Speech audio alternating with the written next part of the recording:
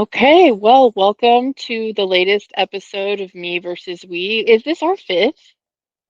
I I believe think, this is the fifth. I think that's yeah, correct. that's killer. Correct. I like that. All right, so this is an episode of Me versus We, which is me and Michael Schultz, and we talk about astrology, current events, and anything that tickles their fancy more than likely or not. Like, because we're pretty ADHD and neurodivergent between the two of us. So, how to find us? Okay, so Facebook, you can find me as Katie Shasky on Facebook. I also have a page, but I don't really post to it. But I also have Sui Generis Regenerate on all other channels, which is my brand. It means unique, unlike anything else, and regenerate. So always changing, always improving, always doing anything but maintaining stasis. And you can Yes. find me on YouTube, yeah, TikTok, Instagram, everywhere, pretty much under Sui Generis Regenerate. And Michael. Oh yeah, my name is Michael Schultz, and I run this page called Mutual Reception Astrology. You can find aspects of it in a lot of different platforms. I have a completely neglected Instagram, but I've got a Substack that I'm really building up a lot of articles on.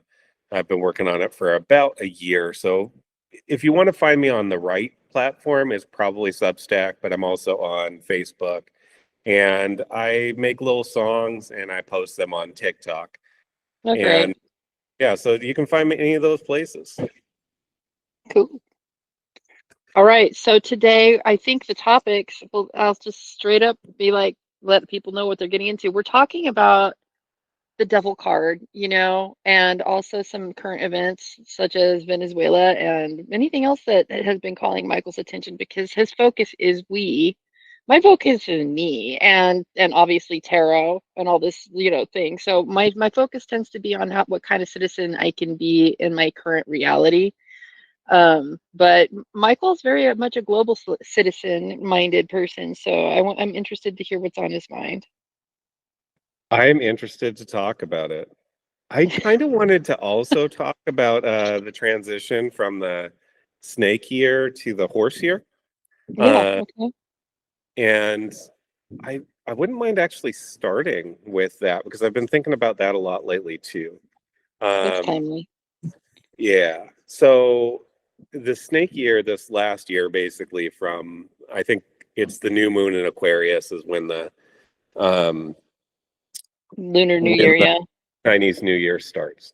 So since the last new moon in Aquarius, we've been in the year of the snake. And the year of the snake has been about, shedding a lot of ourselves. And it has 2025, I would say, was a challenging year for quite a few people. It certainly was for me. With a lot of Scorpio planets, I'm kind of used to transformation and shedding, but this year was like next level. Um, There was so much drama, dude. there was so much stuff happening. And at the very end of this, we're still in the year of the snake, so I'm still in the process of shedding. I've gotten kind of hermity, like, card nine and the tarot. And I've been doing a lot of inward work and thinking a lot and going over like my past, but also kind of looking at the big picture of how, there's a lot of identity that's being shed, not just by individuals, but by countries, by empires, by it's not just an individual thing. It's definitely bigger than that. And as we move into the year of the year of the horse, it's a fire horse, and it's all about movement and motion. It's all about just charging ahead and hoping that the ground is still beneath you, as you charge ahead. And I feel like that is the energy that I am a horse. I'm actually was born in the year of the earth horse, Oh, 78. interesting. So it is my return year. It's also my Jupiter return year coming up, uh, which tend to correlate.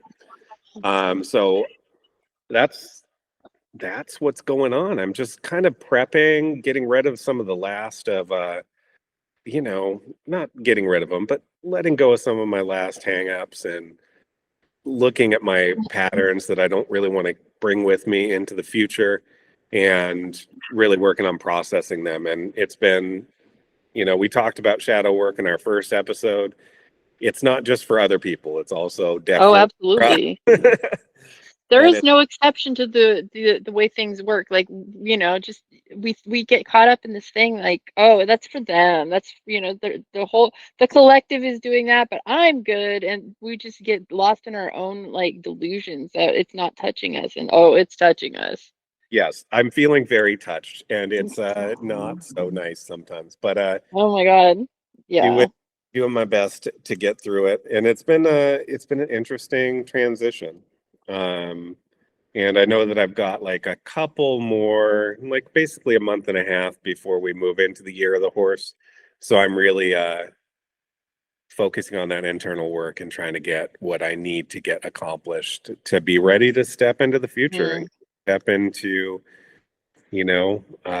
individual power, with as much understanding of the ground beneath my feet, like geopolitically as possible. So that's where I am. Where have you been lately? Oh What's my been God. I've been feeling, oh, maybe I shouldn't talk about this one, but maybe I should. Snake stuff, right? So regeneration, new boundaries, right? hmm Uh, it's new parameters, new codes of conduct for myself. I was talking to somebody, and you're sort of aware of the situation, but I wound up having to block them right before New Year's because I didn't like the way I was being spoken to. Yeah. Too And pushy? sorry, Too pushy? it was mean. It was, Oh, but like he said he was playing, and it was like hard play, and it was not. I kept trying to say like, this isn't fun for me. Like I don't like this, and it just kind of got doubled down, and I was just, I don't like this. I'm out. Like, so it was like, I don't know if it had to do with the age difference or whatever, because he's significantly younger. But I just decided like that sort of being spoken to that way wasn't what I wanted for me. And in the past, I would have made concessions and been like, this is probably me looking at it wrong, and it's not me looking at it wrong. It's a series of um potential uh what's the word I'm looking for, compromises that would wind up eroding the self-aware, self-love, self motivation, the drive, the building that I'm doing. I feel like this tremendous urge to branch out with my leadership, and I need the confidence and the delusion behind me to carry forward on this stuff because I just opened my school quietly, and I'm populating it with data and information for people to actually want to be there. So I haven't invited really anybody yet, other than like Brian and Lex, and I've sent an invite into my occult chat, but nobody's requested to join it yet. I don't have anything on there just yet, but I wanted to open it on the 29th of December just for the numerology and for the transit. nice. So I was happy with the chart that I selected, but I have this tremendous urge to spread out and with my teaching and be more involved with community. I feel very against doing lives and stuff by myself alone, which I've done for years. And I feel very called to work with people, and I've started doing collaborations on my Maintaining Velocity podcast. So I've got one in the can that I need to edit a photo for and get posted, that I did this last Saturday, and I'm going to continue having guests on there. I'm branching out in more creative ways, and I feel this big call to quit all my other jobs that I'm doing and just be online with my work for multiple reasons. But I'm not quite seeing I'm not yet there to where I can see that I can financially make that decision, but my drive and momentum are heading that way, and I feel it brewing. So like you were saying, like the skin shedding isn't quite complete. Like there is a lot of steps that or slithering that needs to be done to get out of this like little confinement space. But the mental gymnastics that I've been going through and the emotional shit, like it really hurt my feelings to block that dude, but like it doesn't line up with the greater vision I have for myself or the way I feel about myself. So I'm not there to be anybody's mother and coax them along. So, whatever. I got to move on. And so I'm responding to things differently. I'm thinking of myself in a different leadership position. Like I was talking about Michael Jordan. So, like last time, and Yeah. I still very much feel like I was, this dude that I was talking to is an Aquarius like Michael Jordan. And I feel like this energy that I keep running into that's Aquarian, even I watched the Reading Rainbow documentary again on, like, I don't know, the other day on Netflix. And LeVar Burton is an Aquarius, and he was a Oh huge yeah. inspiration for me growing up too. So I'm like, all this Aquarian energy is leading me towards my MC. It's leading me towards my Jupiter. It's giving me a really good preview of what is going about. My Jupiter's in the ninth house at 9 degrees.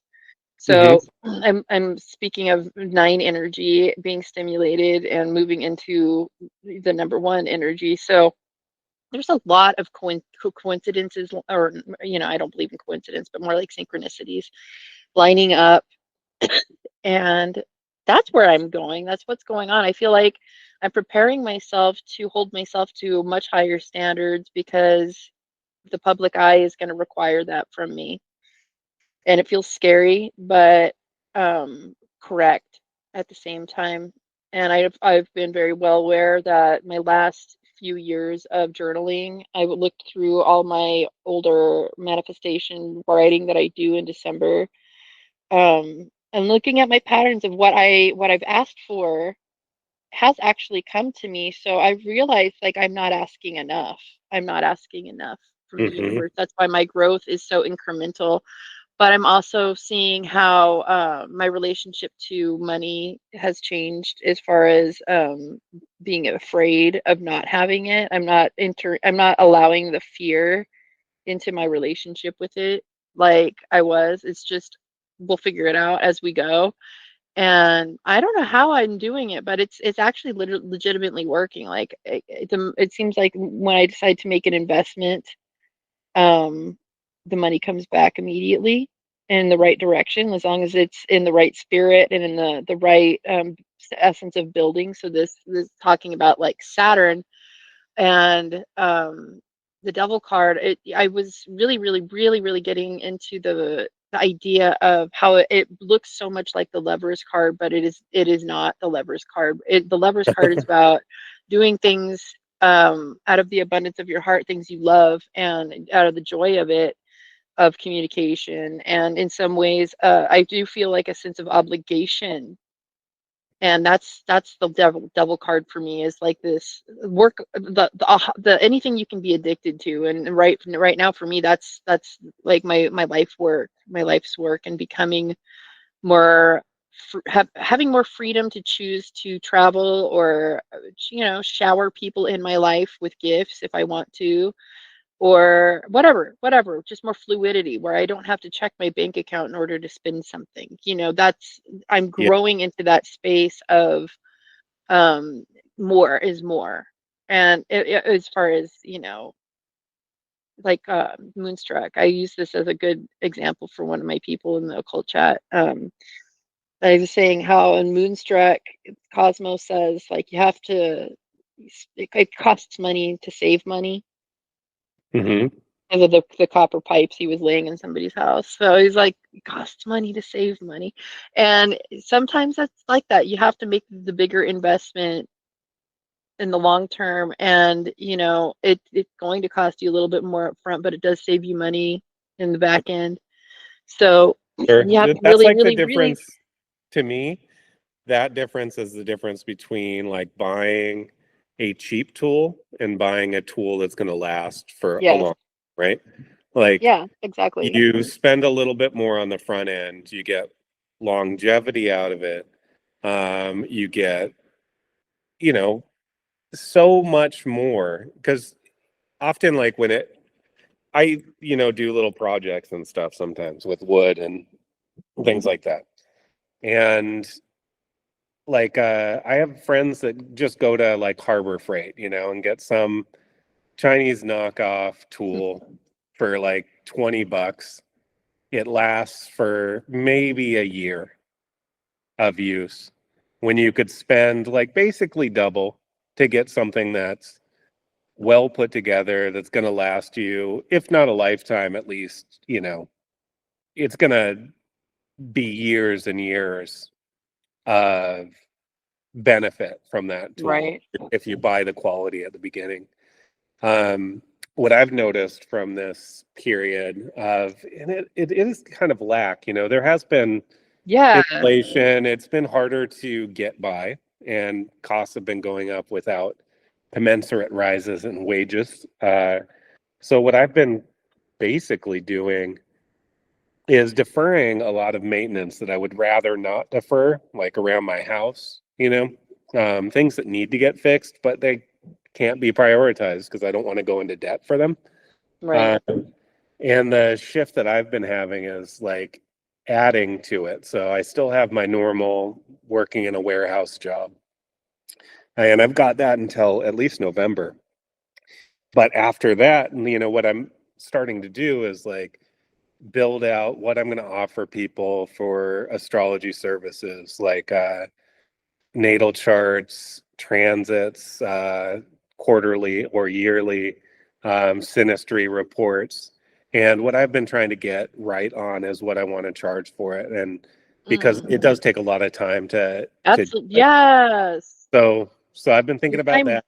your And time should be compensated more than anything. yes, and that's like one of the reasons why I hermited was I realized how much of my time I was giving away to other people, which is useful, but I was giving it away with not very much return on it.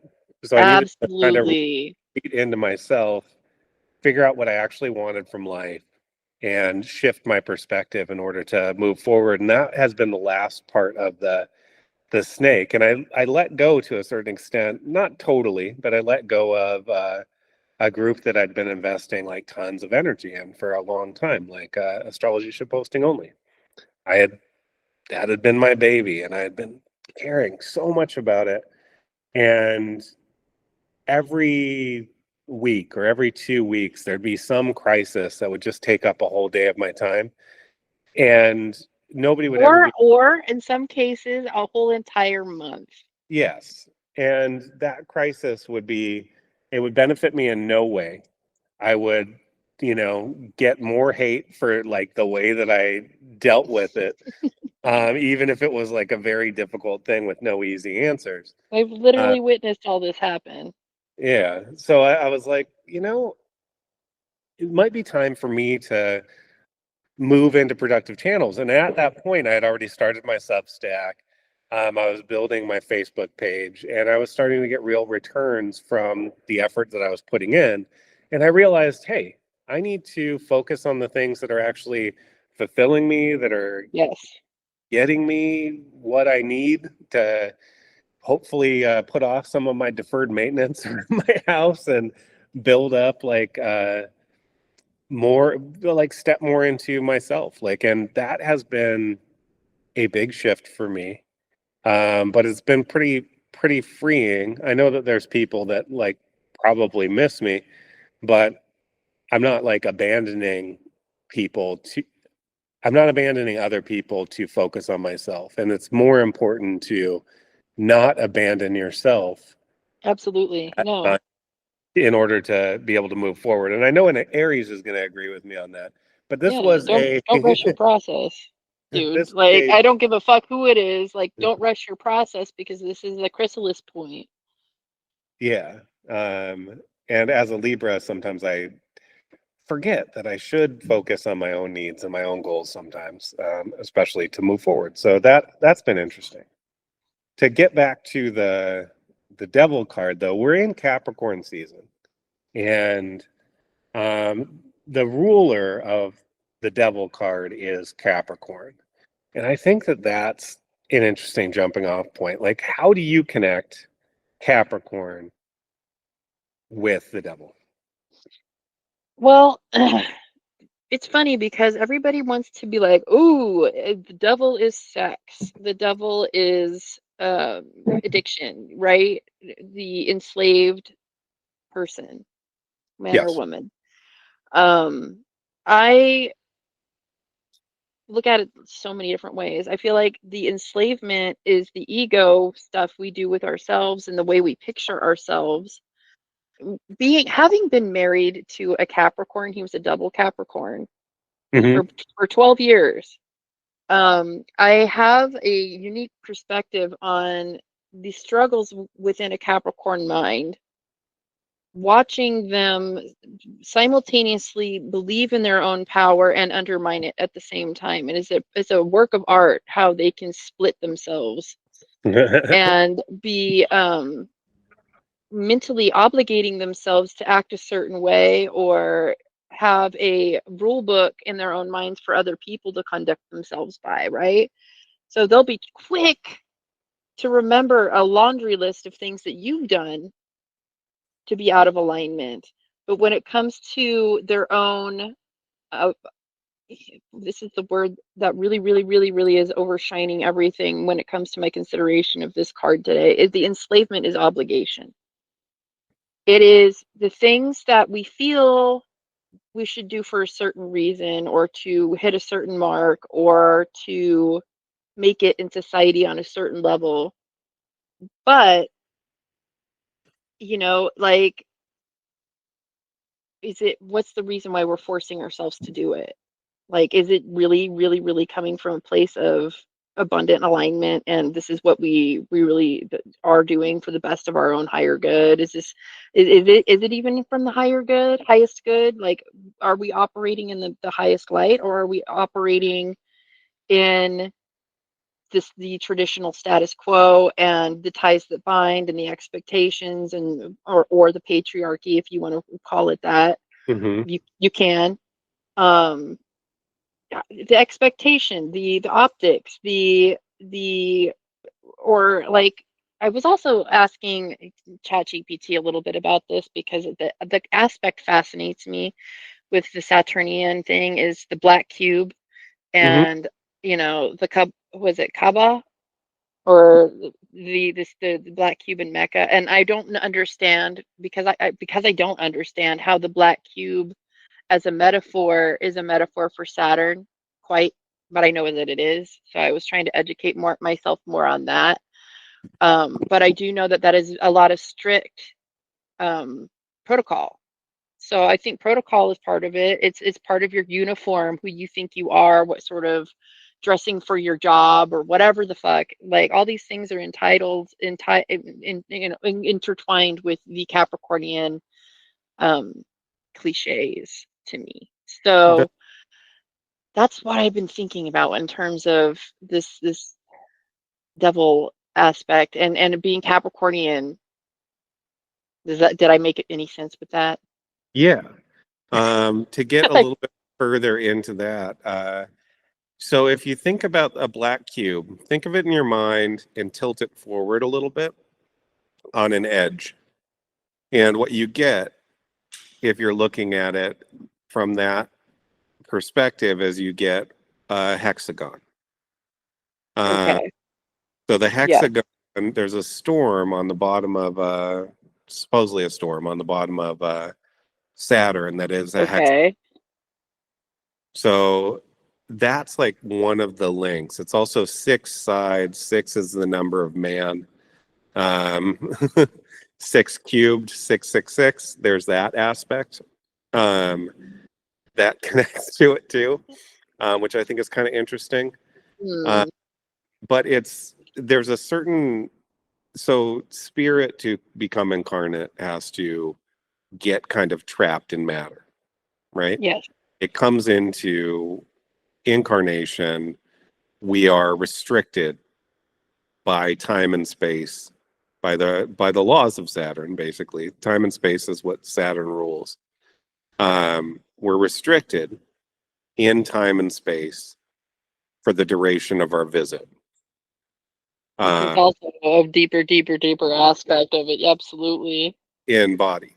So the danger is you become, this is one of the reasons why the Capricorn is an earth sign, right? It's a very material sign.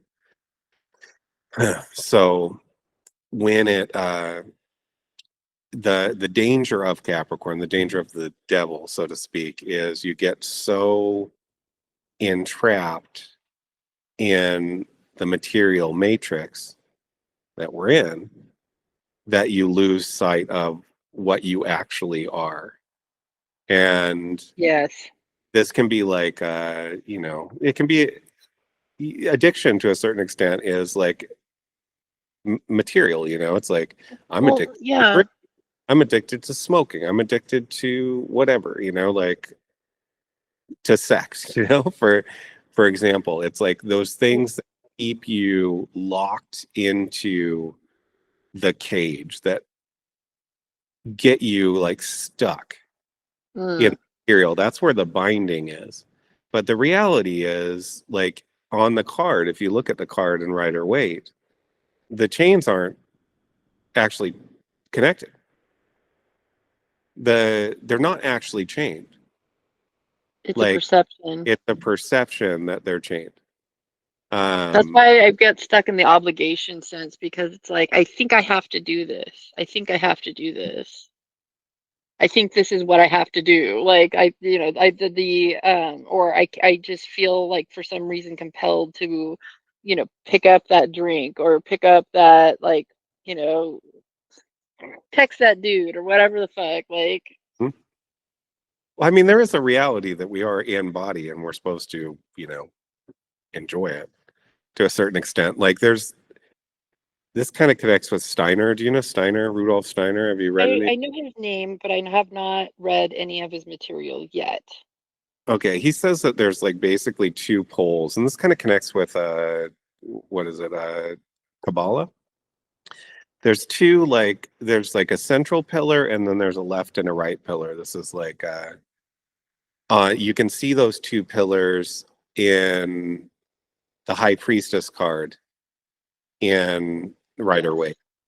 It's the It's black also pillar. the Justice card, correct? Or the Hierophant.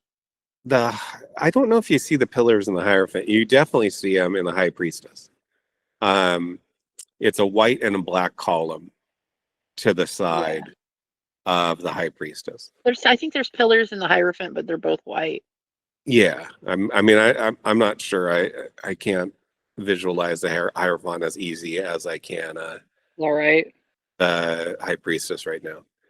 But the issue is there's two counteracting traps of incarnation. One is kind of the Ahrimanic, and this is like devilish or satanic. Ahrimanic is when you forget about you dive so deep into matter, you dive so deep into the material that you forget your spirit, like to Mm. a certain extent, that you become bound to the material. You forget about who you actually are underneath it all. You're Gain the world and lose your soul. exactly. So that's like Ahrimanic. You gain the world, you become worldly to an extent that's dangerous for your soul's development. Um, and to a certain extent, there's a Capricornian, the Saturnian aspect to that. The other side is Luciferic, and Luciferic is where you denigrate the experience of being in body and try to escape it. It's like these are people that get kind of lost in the astral. Oh, this was me in my 20s, honestly. Yeah, Like, me in my I was. 20s too. So it's not like I'm not saying this from. It's just, It's yeah, it's lived a lot of people, experience. a lot of Like seekers. They get it's lost. a real deal thing. Like you get used. Like Esther Hicks is a really good example of getting in that good feeling state and trying to stay there and stay there and stay there. You can't always stay there. and then like you feel a type of fear. She's a Capricorn, Pisces moon, so I'm using her as an example. So she voices Abraham Hicks, right? And so it's this always trying to get into the good feeling vehicle. Sometimes that's not possible, and you have to um, really suspend your thought process at all to kind of get to where you can feel better, because you're trying not to feel bad or think negatively for the LOA, the law of attraction. Hmm. So this is a very much bound to trying to almost in a sense of escapism as a routine, as a daily thing. She's a very interesting study in this exact topic, where the Luciferian escapism, but also this being trapped in the ego aspect of, well, I can't go down that road. I won't go down that road. I'm trying to stay here. This is the way. This is the only way I'm ever going to manifest anything. And it's very, very interesting if you listen to, I don't know, a lot of that. I don't know that person, so you'll have to send me some links so that I can Oh my God. Yeah, deeper. absolutely. Um, Yeah, but so we've kind of talked a little bit about Capricorn, the earthbound aspect of it, the enslavement basically to the senses or to addiction. But there's also the aspect of the devil card that is the scapegoat. Every ideology has a different devil.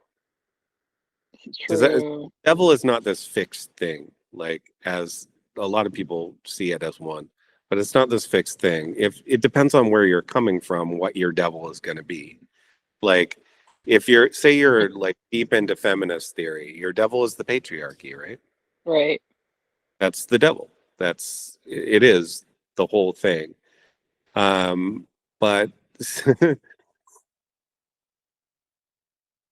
say you're, like deep into Christianity, the devil is just the devil, right? Like it's like that is you have this focused idea of what all evil is. Um, I'm trying to think of other examples of like ideologies. Communism, the devil is capitalism, right? It's Uh, funny because I'm thinking of like African magic, right? And I'm not aware that there's in some cultures a single focus of bad. There's more like more alternate personalities that do go bad. They have a different name, but they're basically the same entity. And I find that aspect interesting because um honestly, even Anne Rice had a book about it called Mimnock, the Devil. knock, yep. And the concept was that God and the devil were basically working on the same payroll. And I've really subscribed to that. So it feels like the most correct theory. So I want to bring that up, just while I'm thinking about it, because if the devil is the one focus point of evil, right? The name of the evil entity. What if they are on the same payroll, God and the devil, and they're just different names? What if they're just two aspects of the same person say they woke up on the bad side of the bed, Uh, well, like it's I just think that's the interesting. original like Zoroastrian understanding of the duality that like kind of later became um so in Zoroastrianism it's like almost twins. There's the dark twin and the light twin. I think it's Ahriman, and that's where the Ahrimanic comes from. Okay. Okay. And then there's who is the other person? It's like one is all light and one is all darkness.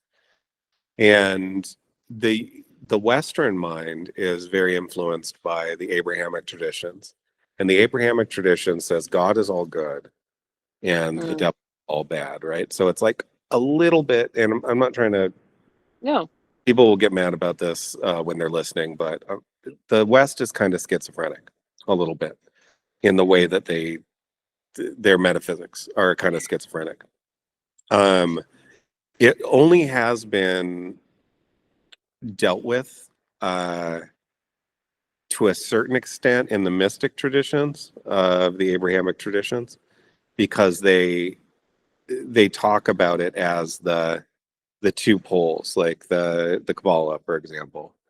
It has those two poles, and those two poles map almost perfectly with like masculine, feminine. You have Right.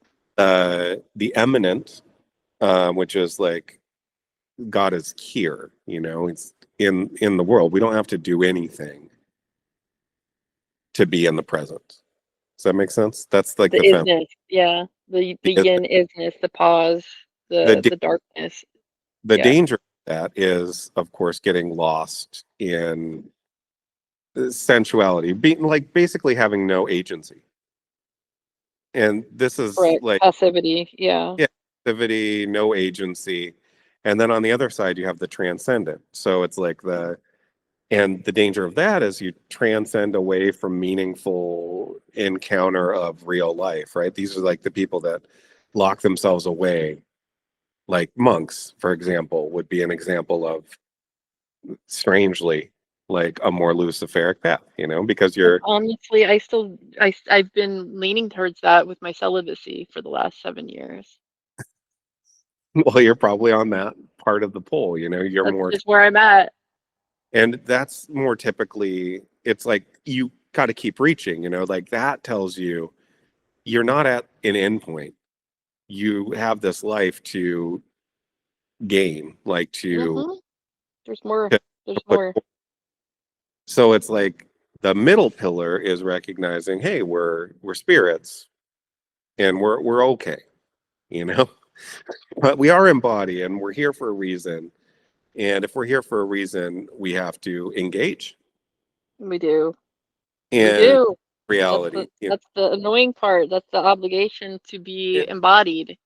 exactly. We're here for a reason. So it's like this. It's very interesting to see how our culture also deals with. It's easier to get the West to like really buy into a good versus evil narrative because it's like this underlying foundation of our entire metaphysics.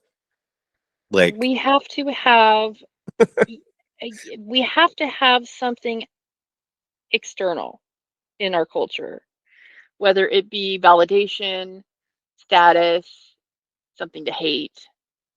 We do not like to introspect as a culture. We no, can't we can't be like, I embody both things. That's very difficult for a lot of people, I'm learning. Like, it's very difficult to admit that you might feel like the good guy. Every bad guy feels like the good guy, though.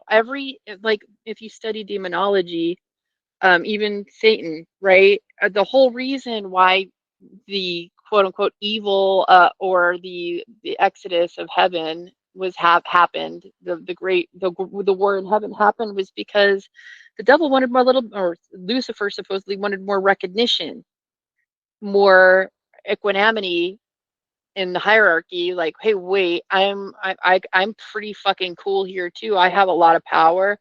Well, the difference is the ability to create, and the other ability to like, expand, I suppose, is, or to shine light or whatever. Like, at least that's what I remember growing up being taught, was the devil can't create anything out of scratch. He has to appropriate.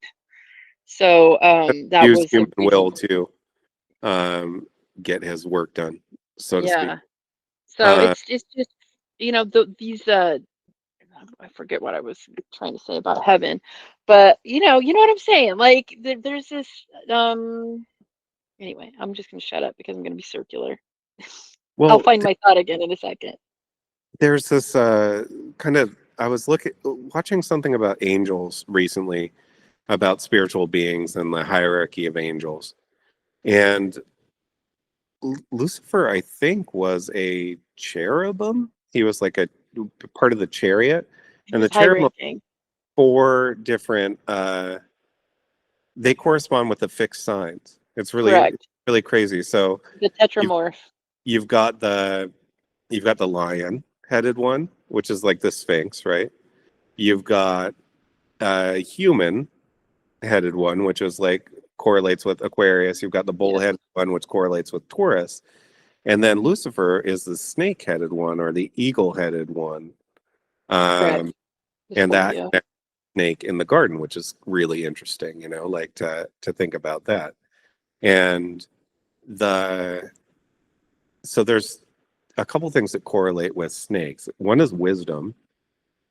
One is Another is our like energetic body, like the coiled kundalini, Yes.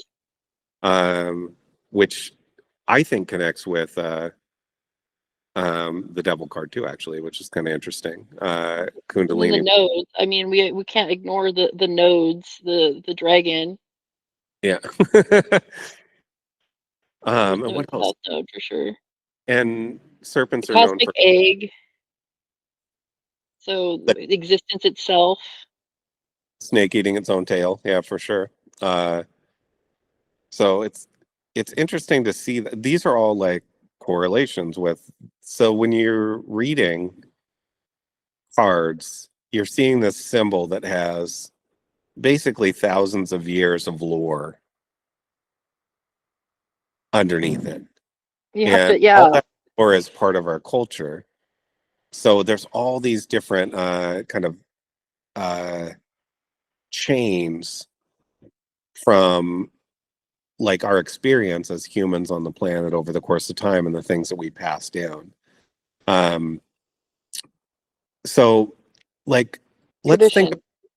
let's think of people that like, or not necessarily people, but one of the things that happens in the US is like you have political parties, right? And you have two political parties. Whenever the one that you're not part of, their guy is in power, that person is the devil. And like, I mean, I'm not saying that this is for all people, but like anybody that's like deeply partisan tends to break it down that way, you know? Absolutely. Like that's why people can't see the things that our leaders are doing very clearly because they're projecting their own evil onto them, like because as a country we all share our when we don't want to own our own evil, our own human evil, we project it onto an other. And that can be like the patriarchy, that can be like Donald Trump, that can be like, you know, Hitler, that can be Hmm. it can be a person, or it can be like a general idea that we think is the root of all evil. It can be money, it can be capitalism, it can be whatever. Like, but the key thing is we're chained because we're not owning our part. Does that make sense? Yeah. Okay, I'm at It's, the end of my it's, run. So, well, oh, that's enough. No, it's all important. It's just, it's a very good paradox. I love this card because there's a certain amount of blindness, a lack of, it's like this hubris. It gets in the way of being able to see what it is you're actually doing. That's why we have the chains that aren't connected. We have the grapes. We have the tail that's on fire. Like there's a lot of tiny little things. So when we see grapes, you think of fertility with the tarot. And when you see fire, you think inspiration, motivation, forward movement. But it's just, but we have the animal tail part aspect. So I feel like this is about the instinct being driven, the animal instinct not being mitigated correctly and being misused energy, more or less, like tying back to the what you were saying about taking a step back from the group, for example. Like there was just a circular energy happening that wasn't necessarily a payoff. It was treading water. And yes, there was a lot of fire, there was a lot of smoke a lot of times. There was possibility of things, animal instincts in people drawing that much attention. But having it add up to something is the question. So why do we do the things we do? Why are we involved in the things we involved in? What do we really believe in for the sake of believing in it? Um, so yeah, like there's so many things. Like what are we really going back to the snake issue for this year ending, like where what have we really been spending our energy on in terms of regeneration? So Well, all these things tie together so damn bad, and it's just my brain is sitting here and in real time like exploding.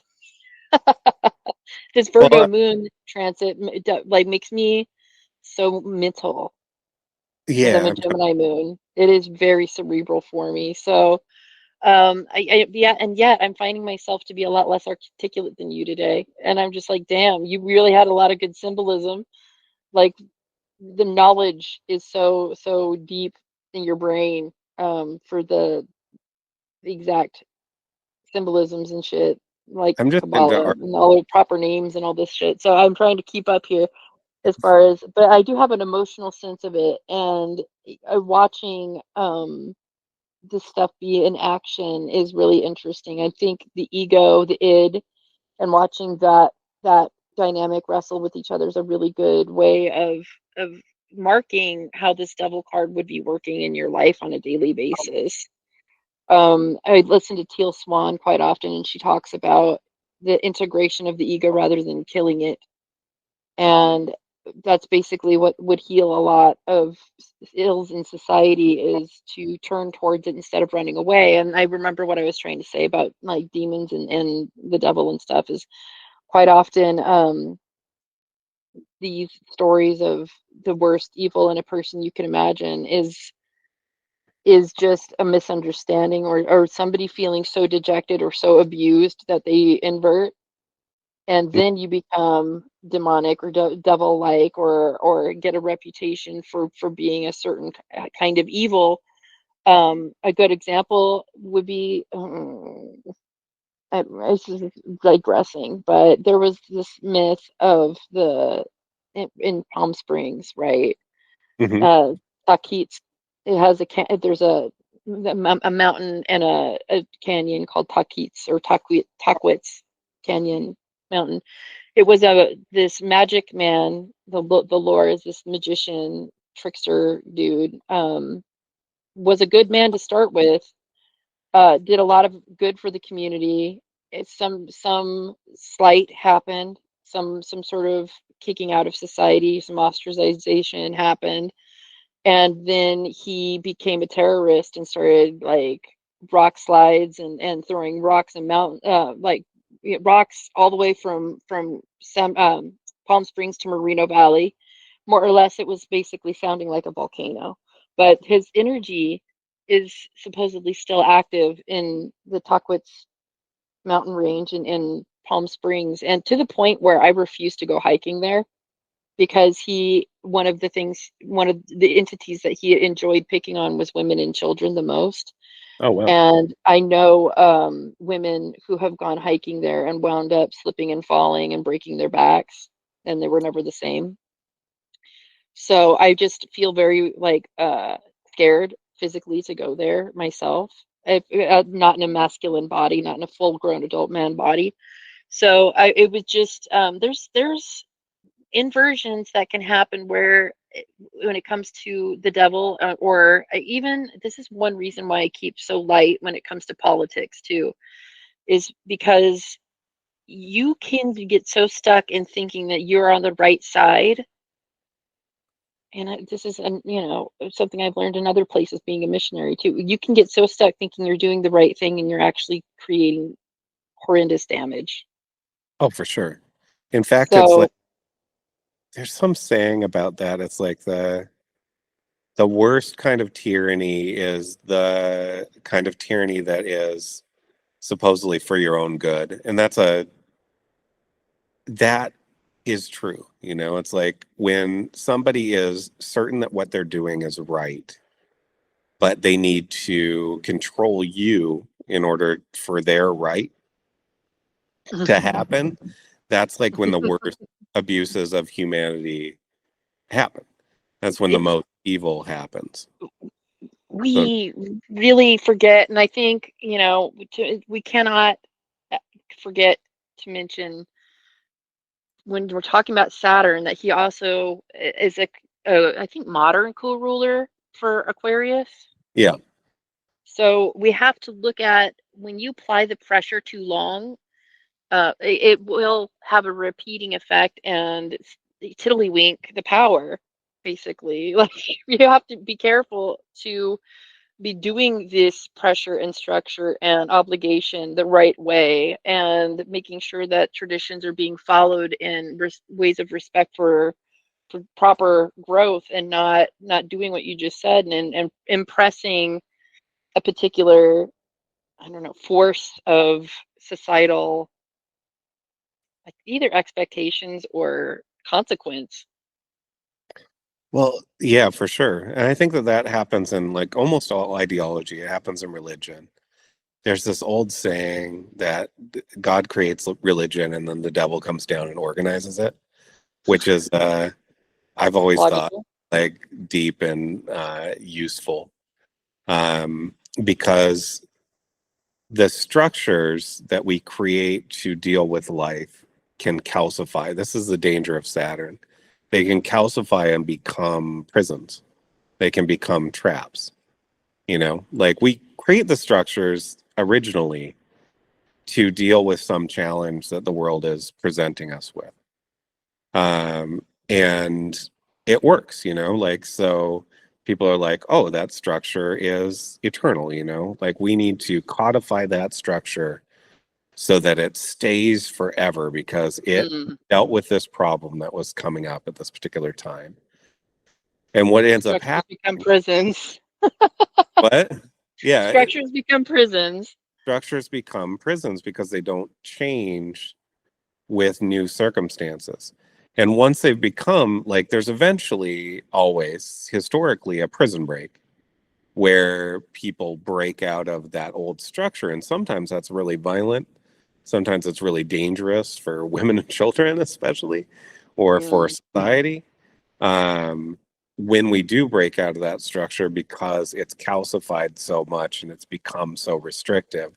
So the amount of force that's necessary to break out of it has rippling effects on culture and society. And that, like, it's, you were talking a little bit earlier about how um, the animal nature of the card itself, right? So on the Right. devil card, it's like the bottom half of him is like goaty, you know, which Yeah. is where the goat symbolism comes with, like, you know, Satanism and all that. It large Baphomet, basically. what? It's Baphomet, basically, like Yeah, the which, devil himself. I was talking about how the man has a flaming tail. oh yeah, he does, doesn't he? Yeah, But Baphomet has the bottom part he of does. Yeah. animal.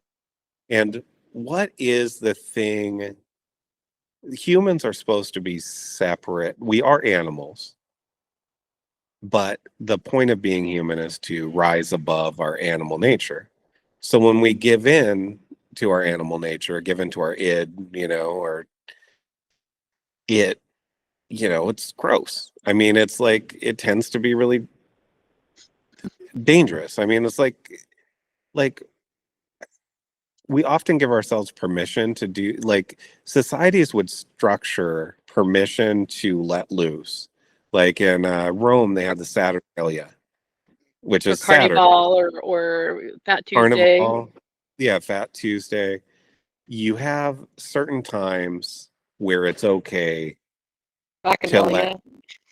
out, even Bacchanalia, yeah. Um, but if that's all the time, it's really destructive to society, right? Like, basically Saturnalia allowed, like, the old like the old rules didn't apply. Like, servants could be rude to their masters and it was okay, you know, they weren't going to get beat for it, you know, like during Saturnalia, the normal sexual propriety was kind of out the window during that period. So people had this, like, they had these moments where they could let that animal out, like exercise it. It was like exercising that animal spirit kind of demon that we have Like within getting your ourselves. car out on Which the freeway and opening it up, opening up the engine. Here it we is, go. it is that, you know, it's like that, allowing that energy out, because you can't be repressed forever either. That's what we learned, like what we learned later in I mean, they knew it back then, but psychology kind of gave us an understanding of you can't repress the id forever. Like it's going to come out in weird ways. The more repressed it is, like this is why there's like, this is why you always see those guys that are like railing against like politicians that are railing against homosexuality, getting caught up in bathhouses, uh, or getting like they're in airport bathrooms, like getting head, like it's gross, but like they're so repressed. They've repressed their id so much. They're so down, like it comes out. It comes out in like worse ways to a certain extent when it's repressed. And Yeah. it comes out in inverted ways. That's where the devil comes through you, if that makes sense. And I'm not saying that like bathhouses are the devil. I'm saying like if you stand on stage and say About this not is living in your wrong, truth. this is Yeah. wrong, and you're engaging in it, I mean, methinks he does protest too much. It's It's like, the hypocrisy that is demonic in that situation. The do yeah, as I say, not as I do, and the outright persecution of people just like you. yes. And it's That's like that's the part that's demonic. self-hate. It's like they're hating this aspect of themselves. They're saying it's outside of themselves. That's like the scapegoating aspect of the devil, right? Like you're saying it's outside of me, it's outside of me. How about you take responsibility for what the fuck you have, like what are you doing that's harmful? What are you doing that feeds these systems that you're constantly railing against? It's And like, that's why I worry so much about being a good citizen right in front of me. That's why we have me versus we here. Like I that's why my perspective is the me. Like I am so hyper conscious about how my puzzle piece fits into the greater picture and how I want to keep my side of the street clean. I think about that shit until I fall asleep at night. And sometimes when I wake up in the middle of the night, like, how can I be better? I mean, it's a good thing to try to be better. I mean, obviously, I mean, we always want to be better, because we can be more effective. I mean, this Yeah, is I think this is the last thing that we need to at least talk about with the devil card is it does represent power. Um, so much power. it's a different kind of power. We just talked about the Emperor card, and the Emperor card Yeah. also represents power, but this is a different kind of power. It's a more transgressive power. Um, the Emperor can have aspects of that, but at its core, the devil is transgressive power. It's like the power over. It's domination, domination of others. Like domination of the self by your habits. It's like that's when you're under the power of it. Is when you're dominated by things that you haven't allowed to become conscious. This is why it's so people have trouble like even interacting with it, with this energy, because it is an energy, is because it's like they can't deal with like that part of them, that it's part of them. They can't deal with Mm. that as part of them, so it's about projecting it out into the world. That's And really like what people get so pissed about shit posting for, like when you hit a nerve, oh, for and that's the devil card. That's them responding to things that they don't want to see within themselves, and that's a beautiful thing. that is like the whole thing about that's why shit posting was so like and trolling and transgressive, especially trolling, are so interesting to me. Like it's like there's artists out there too. Like we have somebody in the group, Angelo, who I think is like a transgressive artist. He knows exactly how to. He would love it so bad that you just called him an artist. I hope he hears this episode. I hope he's one of the people that listens, because fuck, he would love that so much. He is though. I mean, like he Yeah. basically crafts like perfect bait for people's unconscious, and it's a very Scorpio thing. I think his Gemini moon helps him with it because it's fun, it's fun to like lay out bait and watch somebody just walk right into it unconsciously. And maybe that's like I'll own that part of my own evil. It's fun doing that sometimes, I agree, dude. I agree. I Um, agree. I do that shit. I'm a shit poster too. Like I just, do it on everybody has their style and levels to it. yeah, and I haven't been doing it much lately. I've been so focused on other things that I have not been focused as much on it. But I have a large body of work that shows that I have done it quite a bit. One But must graduate eventually. so getting into power, like there's like this, like ideally for me, what I want is to help empower other people so that we're all empowered. Like that's like my ideal almost at all times. I think that that's very Libra. It's like it's not about my own personal power. That's part of it, but it's about how do I through my expression of myself, how can I help people to take more responsibility for their own power and how they interact with the world? How do you provide the container, which is very double card? How do you provide the container, whether they resent it or not, in a way, like unfortunately, all this stuff has to be contained. It does. So it's this you have to have a structure in order to either buck the structure or uh, have it flourish. Well, you can set up. This is the other thing. I mean, what's fun about this card is you can kind of play the role so that you can play the role for somebody else because people are always trying to project their own evil out onto other people. You can be like, all right, I'm going to allow myself to be that role for them. Right. Um, You have to play Saturn in somebody's life sometime. yes. You And have to be comfortable with being the bad guy at some point. I think that this is like where we have not grown up as a culture as much. And I think it kind of connects back to that more schizophrenic Western identity. Too many people like want to at least project themselves as if they're, perfect. They've got it all together. They're good people. They're good people. This is where, I mean, for as much as like, I think it's not the most useful framing, this is like the problem why there's been such a backlash against kind of woke ideology, is because that ideology is more about seeming good than being good.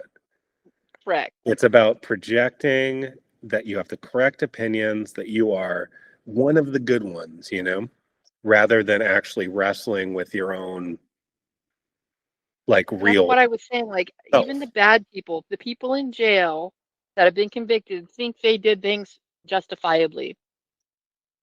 Some of the worst people that have committed some of the worst atrocities are sitting there giving themselves justification because they feel like they were in the right and they're the good person. Yeah. I mean, or it was the other person's fault what they did, like it's like, and I think Yeah. that is like another part of the card. It's how much of your own agency do you give up to other people? How much of your power are you giving away?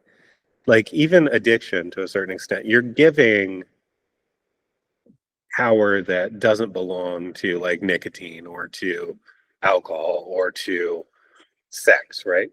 You're saying that has control over me. And it's like that internal voice that says that is to a certain extent, you know, how you've identified with Like, the I'll card. feel okay when I'm able to buy this like whatever, eighth of a weed, or I'll feel okay when whatever I can party this weekend.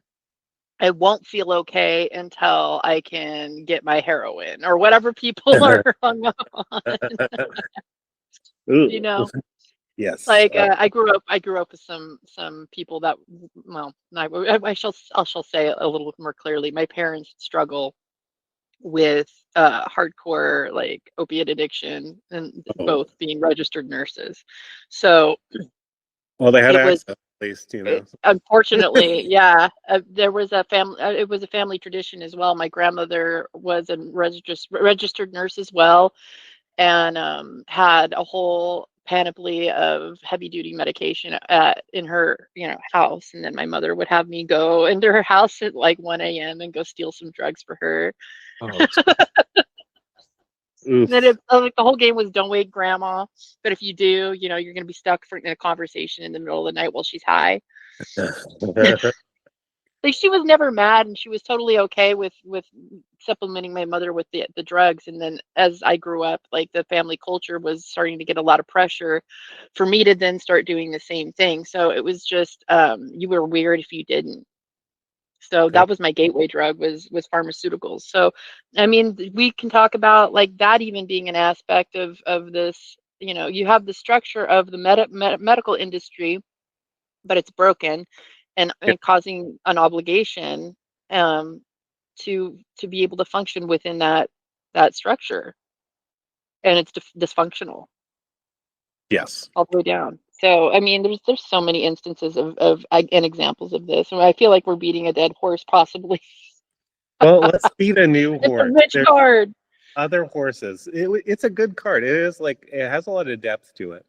I did kind of want to talk about power, like transitioning from power to kind of the news, like what's happening right now. I want to hear. See, here's the thing. Yes, I need you to break this down for me because I'm so me oriented that I have not stopped to watch the news outside of the weather. Well, you should never So watch news anyway. So I mean, I haven't even read articles the way online the like I way that normally will have. I learn from cryptic symbolism in my dreams and memes. So no, I'm just kidding. But to an extent, It's ones and zeros. um, but what happened recently, and I'll talk about what happened just kind of bluntly, and then I'll talk about what it actually I think means and what we're moving towards. And then we can chat about that a little bit, and that'll be good. So Please do. I'm going to be chewing on this breakfast burrito with my mic off while you introduce this topic. that sounds good. Enjoy the breakfast burrito. So the U.S. Basically, let's see, who was it? It was Marco Rubio, Pete Hegseth, the Secretary of War. Marco Rubio is the Secretary of State, and Trump sent in Delta Force, um, basically for 3 hours in the middle of the night, and grabbed Nicolas Maduro, who has been running Venezuela. He's a dictator. I mean, he's the leader, but definitely a dictator. Very, very sketchy last elections that they held. So anyway, we basically abducted him in the middle of the night with no casualties to us and brought him back to the US. So this is a huge move, but I want to talk a little bit about like the power that just happened. So Venezuela, where Nicolas Maduro is from, has been influenced a lot by China and Russia in recent years. In fact, China and Russia have largely been benefiting from Venezuela's oil fields. They've been supplying them with weapons and counter defenses for this very thing that just happened. So, what the US just did was demonstrate power on a huge level in a way that it hasn't for a long time. Yeah. The word And, empire you said really struck me because that's what it feels like. It feels a lot like, England. well, no, it should actually. It is like for a long time, the US has been a de facto empire, but the people here have barely recognized it. We've had very good narrative enforcement, we've had very good propaganda. We are not kind of aware of how much we've been influencing the rest of the world, how much our bases all across the world have been basically enforcing this global order. But what's happened recently is instead of a unipolar world, like basically led by America and the West, you've had China rising as another great power, Russia trying to maintain itself as a great power, and the US has pretty much like kind of been a little bit hands off, a little bit. And this was the first real flex, kind of American power that we've seen in a long time.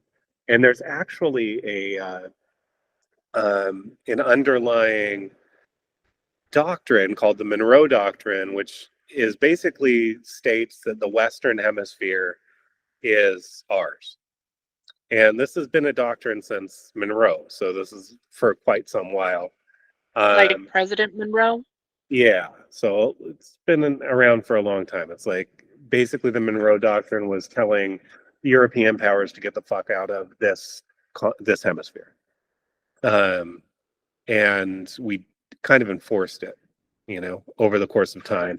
And many presidents. Sorry, like just on a human level, like that's so preposterous. Talk about hubris and ego. Well, I mean, okay. So first of all, we've been an empire. We've been a unilateral empire ever since after World War II, the global rules-based order.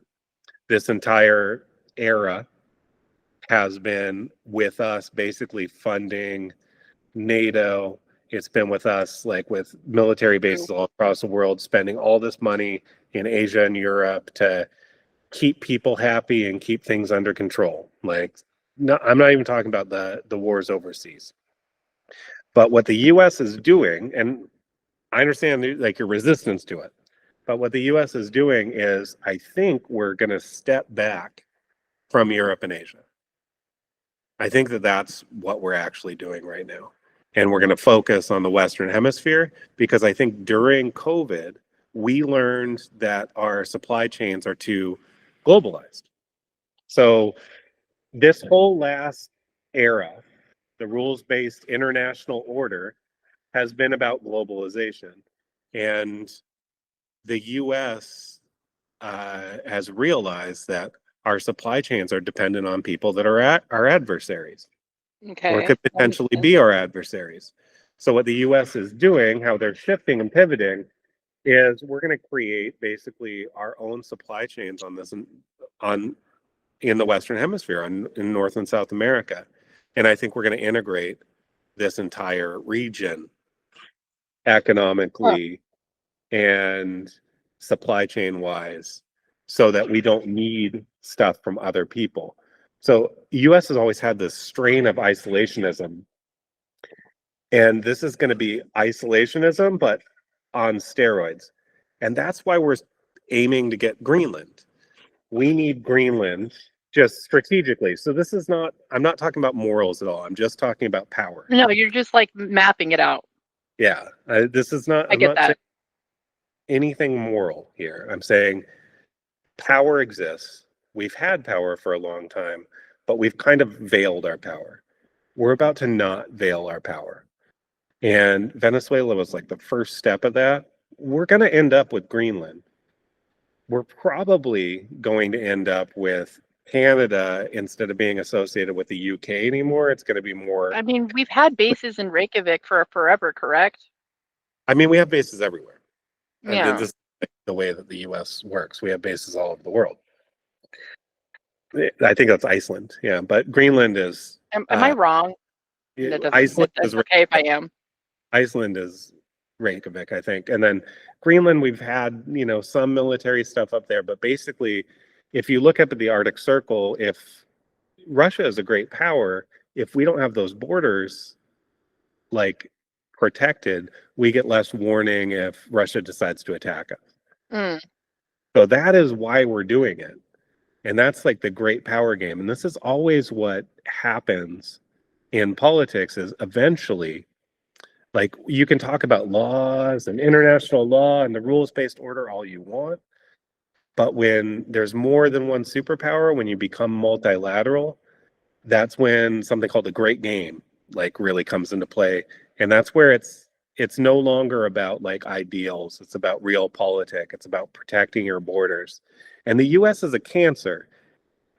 I was just Has a looking at the US chart to see where the Aries shows up at, because I don't have that we're shit memorized. Aries is the fourth house. So Saturn and Neptune are in the tail end of Pisces right now, about to go into their America's fourth house, which is fascinating. yes, it's going to be interesting, and it'll square our sun. Like Saturn will square our sun. So all of the cardinal. Yeah. So just to get into this a little bit, you've got China. It's a cardinal country. It's a Libra. You want me to look it up? I'll look it up No, real I quick. know this. You don't have to look it up. It's true. I know. I mean, like, just to find out the China was born exact on point. October 1st, I think 1946 or something like that. I could check out the transits and stuff.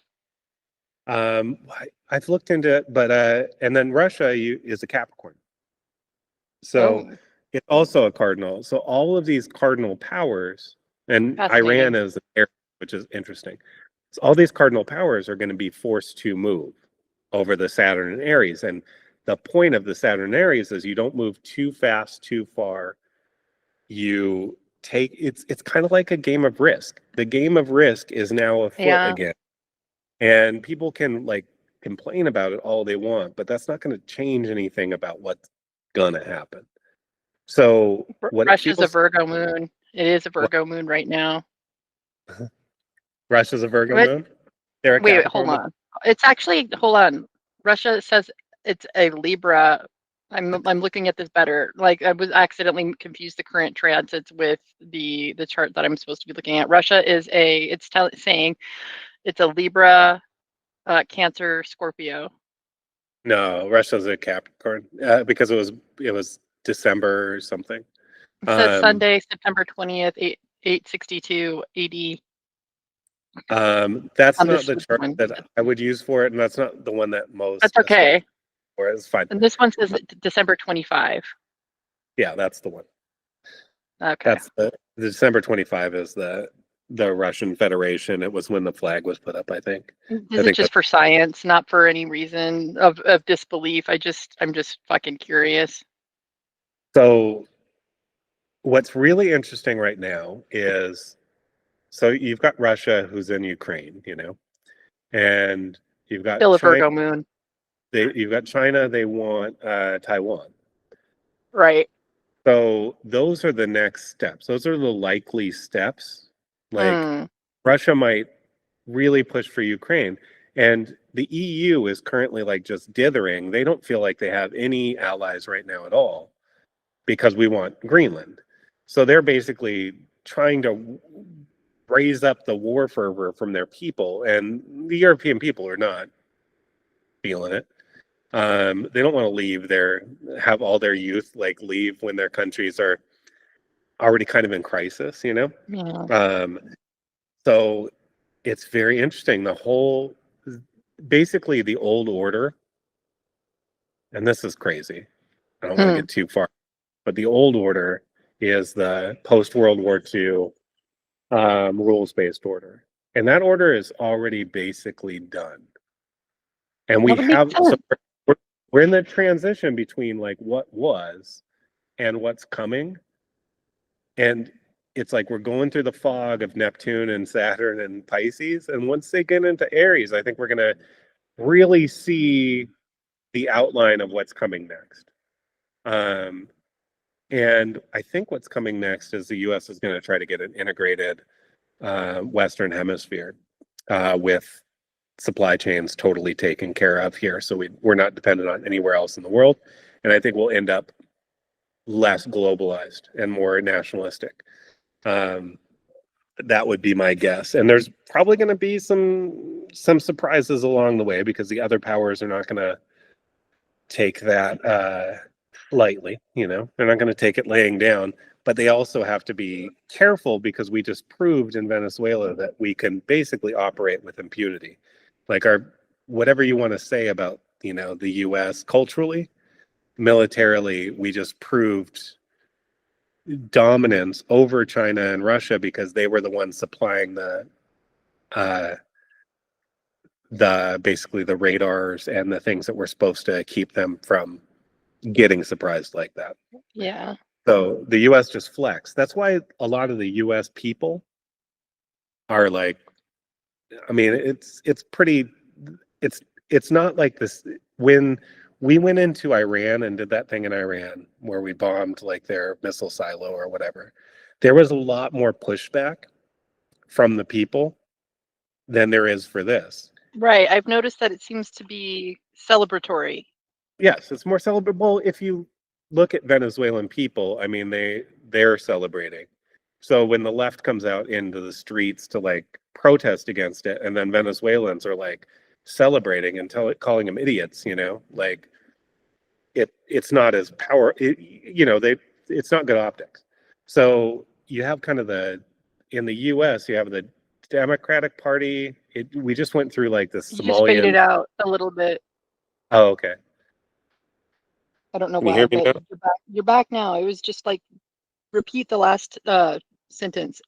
Okay, so in the U.S., the Democratic Party, um, is kind of going from loss to loss. They're down to like 18% approval rating, I think, Wow. from most, which is not good. Republicans aren't Uh-uh. much higher; they're like 30 or something like that. But still, 18% is not good. And the last That's two the lowest things, I've heard it in a long time. yeah, it's not good.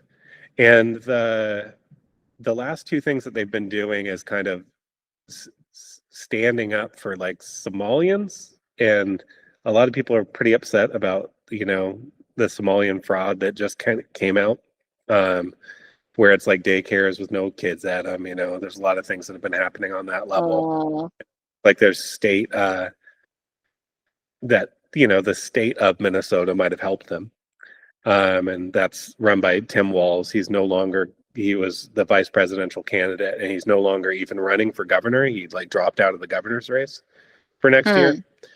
So that's not necessarily something that somebody that thinks they're going to get vindicated is going to do.